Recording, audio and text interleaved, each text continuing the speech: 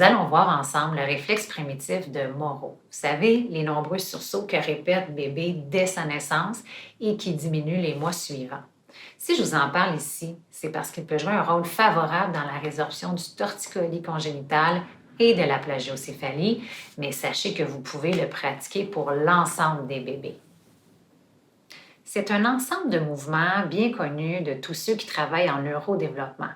De mon côté, j'adore la manière qu'il est présenté dans le livre Maman, papa, j'y arrive pas de Marie-Claude Maisonneuve.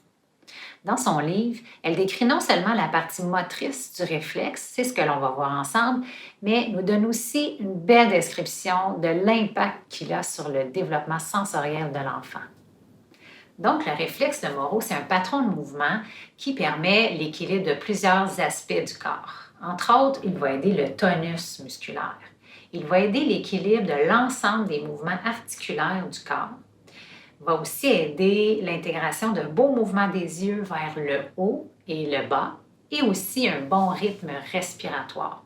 C'est aussi le réflexe qui est lié directement aux émotions et au stress. Bref, s'il mature adéquatement, il va permettre une belle intégration de l'équilibre du corps physique, mais aussi psychique. Il permettra à votre enfant d'avoir une meilleure gestion de ses émotions. Donc, je vous fais une démo tout de suite, puis après ça, on regarde ça avec bébé. Donc, premièrement, sachez que bébé va réagir à un stimulus. Ça peut être un mouvement brusque, un bruit fort, un toucher qui va en quelque sorte le stresser. Il va réagir en pleine extension avec son sursaut. Donc, tout le corps, les jambes, les bras, la colonne et même les yeux vont monter vers le haut et il va inspirer. Par la suite, il va faire un mouvement de flexion, de fermeture un peu plus subtil où il va aller se recentrer vers son centre de gravité. Et souvent, surprenez-vous pas, il y a des émotions qui peuvent sortir de son petit corps parce que ça a été un mouvement très imprévisible et émotionnel pour lui. Alors, je vous fais ma démonstration avec ma poupée et j'insiste sur le fait que je commence toujours par la flexion. C'est plus rassurant, sécurisant pour ce qu'on s'en va faire. Alors, j'amène les bras sur le thorax en fermeture et aussi les jambes. Donc, ils se retrouvent en petite boule.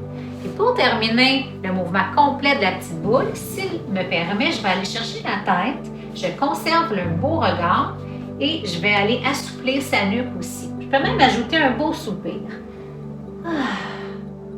Et par la suite, on va aller chercher l'extension complète. Alors, je laisse saler les jambes.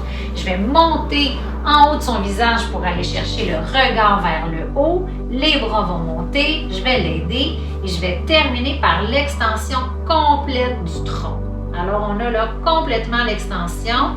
Puis après ça, on regarde, on valide, on accueille son regard et peut-être les émotions qu'il aura. Et c'est un mouvement que vous pouvez répéter 2 ou 3 fois. Donc, je vous résume encore une fois les étapes pour aider l'intégration du réflexe de Moro de votre enfant. Je vous démontre avec un beau vidéo.